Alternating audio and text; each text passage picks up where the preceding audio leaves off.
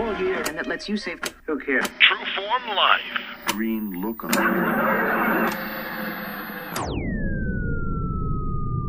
Welcome to another edition of Exploring Mind and Body.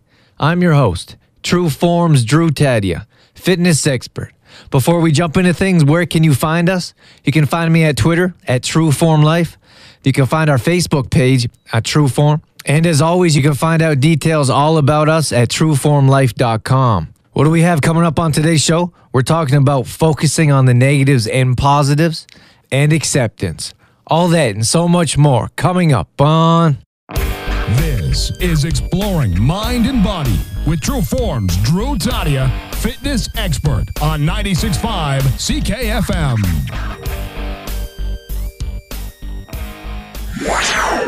This segment brought to you by Complete Truth Protein Powder. Live free, live true with whole natural foods. No additives, preservatives, soy, gluten, and dairy free. Supplement with superfoods to energize your day. Visit CompleteTruthProtein.co for details. Free samples available. I talked about focus in another segment. I want to talk about focus again from a different angle. Why is it so important to focus on the right things? What happens when we're depressed, angry, or feeling down? All the same, what are we focusing on when things are going well? When we're at our absolute best and when nothing can stop us? This isn't a coincidence. We don't feel our best randomly and we don't feel horrible out of the blue. I'm talking about our mental state here, which will eventually lead to our physical state, mind you. How do you think it comes upon us? Some days we can't do anything right, and other days nothing can go wrong. How about when one little thing seems to be off, but the day can be turned around with one small event? This is all centered around our mental state and what we're focusing on. I don't know if we're all entirely ready to admit it, but some days we're the victim. Some days we do everything right and everyone else is taking advantage of us. They've wronged us. We were late for school or work because someone else was in the bathroom too long. We missed the meeting because the train got in our way or traffic was too heavy. Hopefully, at some point, we can all realize these are all conditions that can be changed by us. And they all mean very little if we take responsibility for ourselves. The guy that cut us off on the way to work doesn't have to ruin our day, but he will if we let him. That coworker sets us off because we allow her to. We're all in control of our state. We're in control of our destiny. We control our lives. We get to decide whether or not we're in a good mood. We decide who we allow to change our state. We're the ones that see the good in situations or focus on the negative. It's such a disempowering thought or belief to think that we have no control, when the fact remains, we have all the control. Our choices decide our destiny, each and every day. Our choices make us who we are. They decide on the family we have, the place we live, the job or career we work at. If you don't believe this, then you've taken all your power and given it to something else, maybe someone else. We make ourselves weak and unaccountable when we use phrases like, I fell into this line of work. I didn't choose it. It chose me.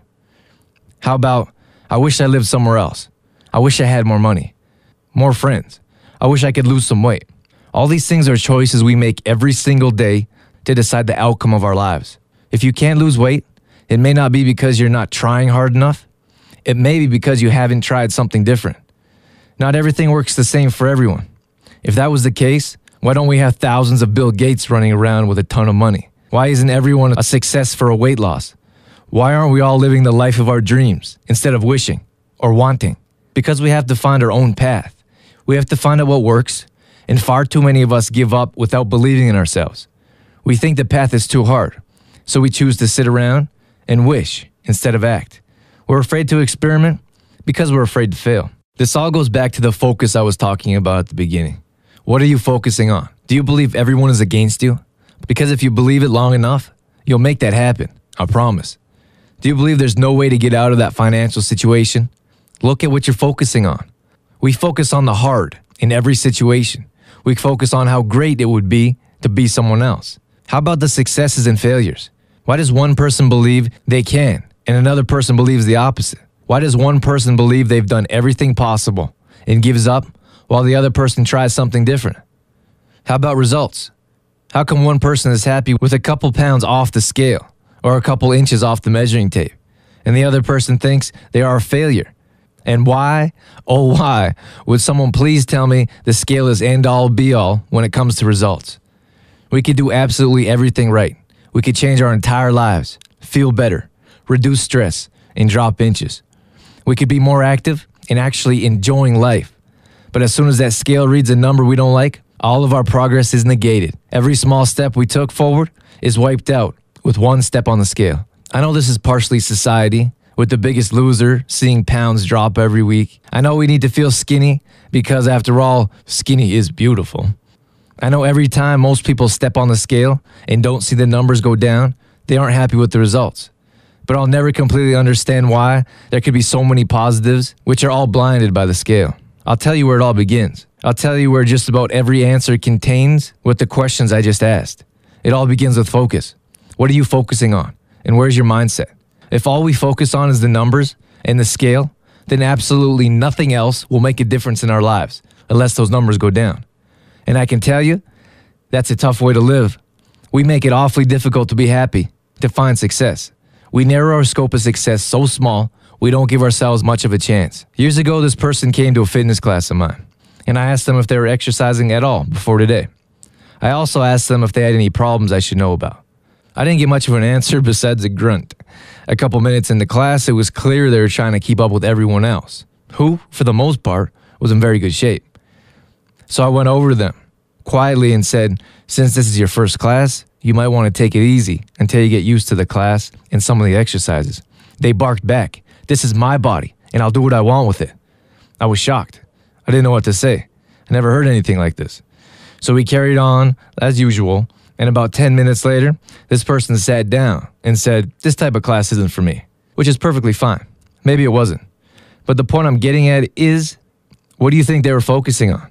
Do you think they came to class open-minded, ready to ease into a lifestyle change, or that everyone is against them, including, if not especially, myself? You see, it doesn't matter what I could have said. All that mattered was, for some reason, deep down this person believed I was going to try to make them do something with their body that they didn't want. And this story can be translated to you in your situation. I'm sure we can all relate to this in some way. Are you eating right and not seeing results? Then try something different instead of thinking, this isn't for me. On your way to work, does the train get in the way all the time? Do the lights all miraculously turn red? And does someone always cut you off? If you believe this, you're the victim and make yourself powerless. Can you leave earlier? Can you smile if someone doesn't see you and cuts you off? And does every red light really happen to you? Well, of course not. But it does if you see it that way. We're so blinded by the things that happen to us. We're so focused on what went wrong instead of what went right. You got up and went to the gym, didn't you?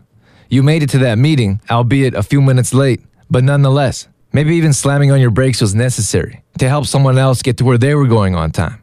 This is all perception. This is all what we make of it. We can choose to live a healthy, happy lifestyle. We can choose to continue to try new things and to get the results we're after. We can choose to smile when someone may have done us wrong, or we can choose to let these events negatively affect us, lowering our quality of life, disabling us instead of enabling us. If we change our focus, if we adjust what things do to us and what thoughts run through our head when something happens, we'll have that power back. We'll be strong individuals that are in control of our own lives. We'll be that much further ahead when we realize we control our state.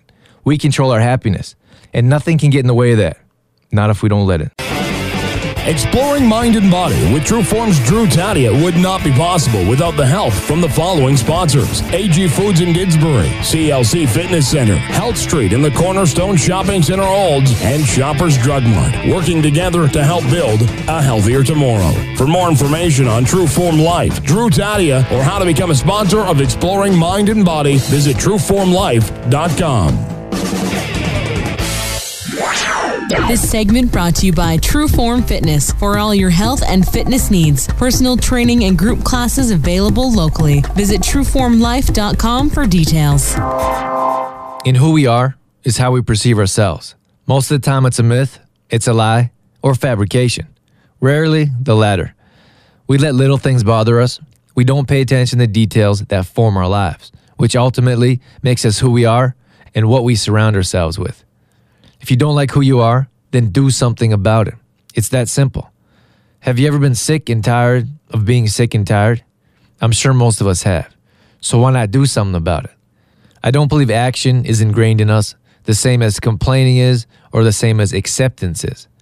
And I don't mean the acceptance for what we don't have or accepting in a positive manner.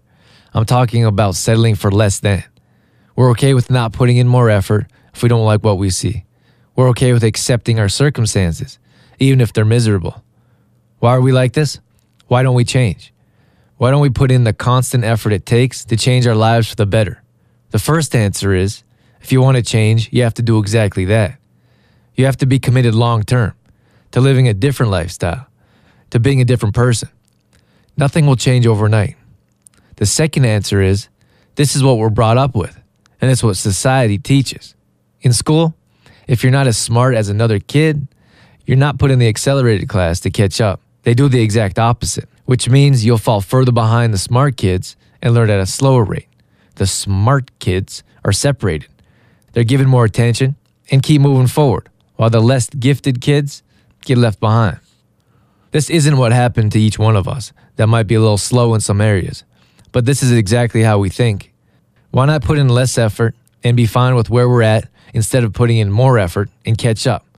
We could change our circumstances if we really wanted to. We could think more of ourselves. We could demand more. Anthony Robbins would say, if you want something different out of your life, then raise your standards. Think about how simple this can be. No, don't think about how difficult this could be. Think about all the simple changes you can make in your life right now. Most of us are too busy thinking about how many years change will take, how much effort and time will be put in. Just think for a moment how simple this could be. Don't like your financial situation? Then change it. There's millions of millionaires out there. What's the difference between you and them? They believe. They have higher standards and they took action. Are any of these things out of reach for the average person? Of course not. And on a side note, I say average person because most of us are happy being miserable in our current situation. If you have negative coworkers that all they do is bring you down, look for another job. Don't say it's not simple, because it is. We fear the unknown. We fear change. We fear the fear. If we really look at it, we have so much more to gain than we have to lose. Benefits, you say? You'll be fine. I promise. I bet most people rarely use their benefits. Plus, people live all over the world seemingly happy, healthy lives with far less than half the benefits we have in Canada. So you can cross that excuse off the list. We think maybe the next job will be worse. Maybe my boss will be mean. Maybe my coworkers won't like me. Or maybe I won't get along with them either. Or maybe every single one of those excuses, only brought up from fear of the unknown, is false. Maybe you'll love your boss and your job. Maybe you'll meet new coworkers, new friends, positive people, and positive circumstances. Let's think about the positives. Let's think about the good things that will come out of it.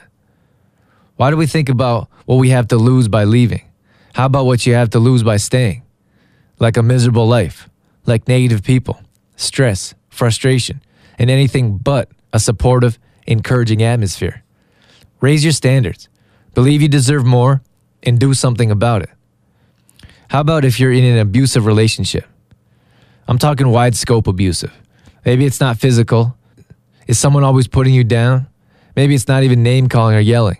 Maybe every idea you come up with, they put it down in some way. If there's no encouragement, if there's no positivity going on, then what are you doing? Give your head a shake. Think about your life and where you want it to go. Far too many of us are stuck in toxic relationships just because we're afraid to be alone. If someone's not pushing you forward, they're holding you back. Raise your standards and move on. Believe you can make it on your own, or believe you deserve someone better. When a wolf howls at the moon doesn't howl back. Does every celebrity answer critics' remarks? Does a CEO of a major company think less of herself because someone isn't happy with a decision? Do you have to accept a negative atmosphere? Do you have to accept a toxic environment? Always in debt? Always feeling stepped on? You should ask yourself each one of these questions and think deeply on it.